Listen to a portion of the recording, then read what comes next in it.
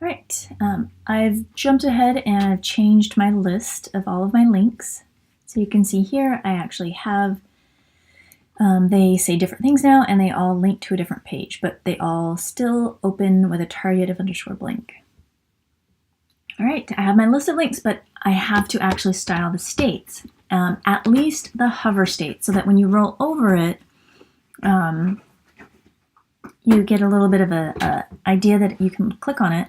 And also that I style it different than the browser defaults. If I leave it this blue color, that's a little lazy. I'm just allowing it to have browser defaults. So I need to style the link states. So to style link states, I'm going to target these anchor tags. So I'm going to go over to my CSS.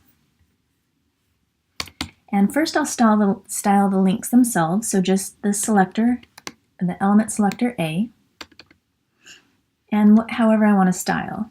So I want the font to be white, so I'm going to go ahead and change the color to white.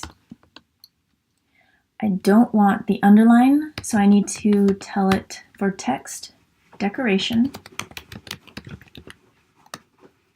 I want none.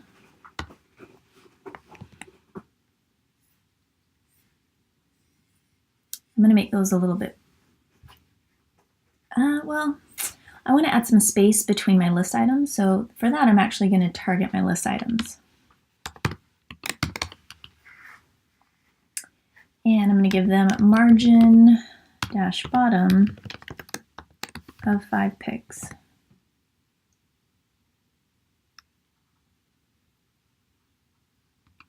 Maybe 8 pixels.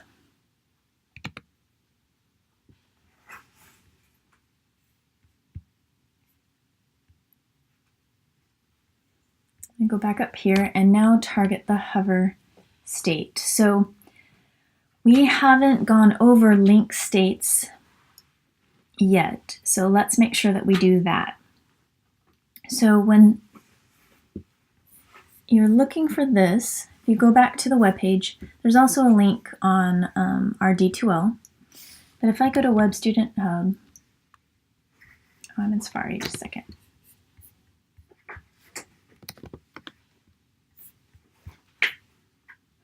And I go to link states, I'll see styling links.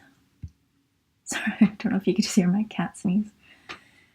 And styling links, read through this. We will talk about going through this right now, but you can always read back through this if you don't quite understand it. But basically, once you style links, you also have these different states that you can style. So I'm going to jump back over here to Wikipedia. And you can see all of these links throughout the page. And you see them this blue color.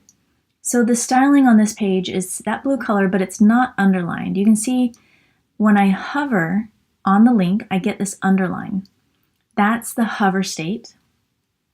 If I click on that link and I hold, you see it change to that yellow?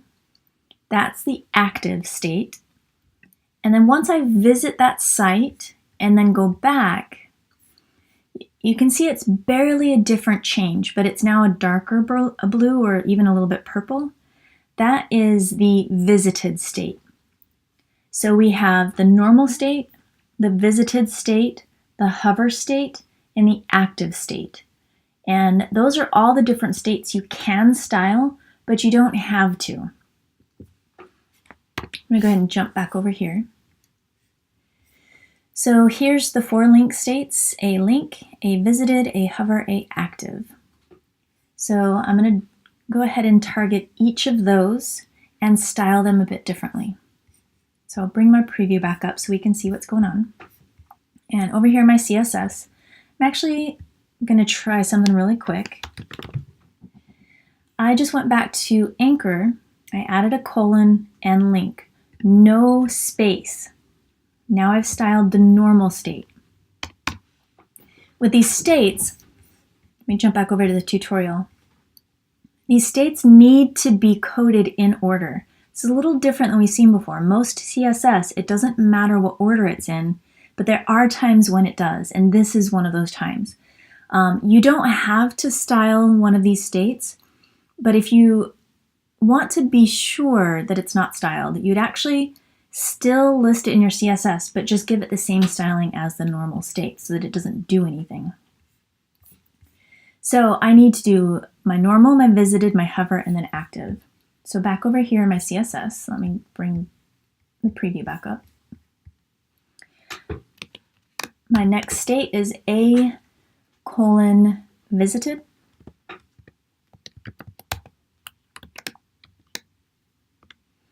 And I'm going to just change, I only need to now style what I want to change in that state.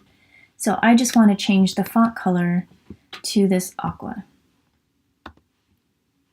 And once I've clicked on that link and then have gone back to this page, it will show as aqua, letting the viewer know they've already seen that link, whatever it was. So then I want to style the hover. So A:hover. I'm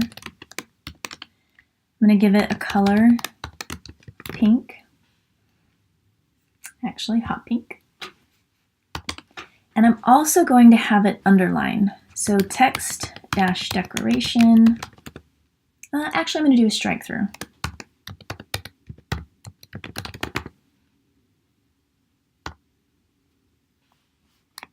Let's see if that works. Actually, I think they're calling it something else. Line through, sorry. And then the last state is active. And I actually don't want it to do anything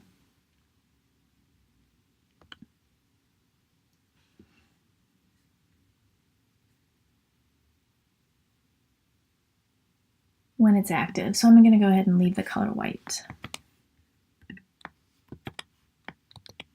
Taking that from the normal state. So let me give a little room here so we can see all of our link states that we have coded. And I've only changed the font color, and then on hover also have a line through.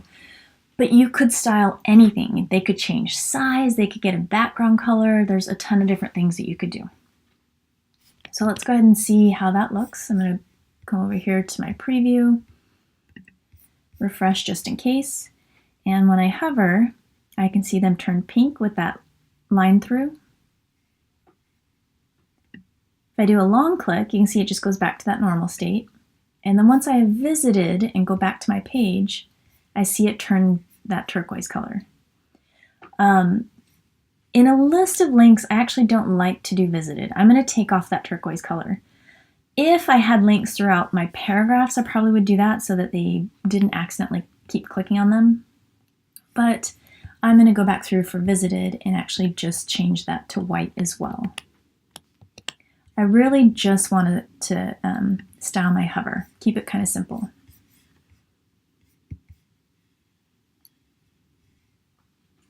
All right, looks pretty good.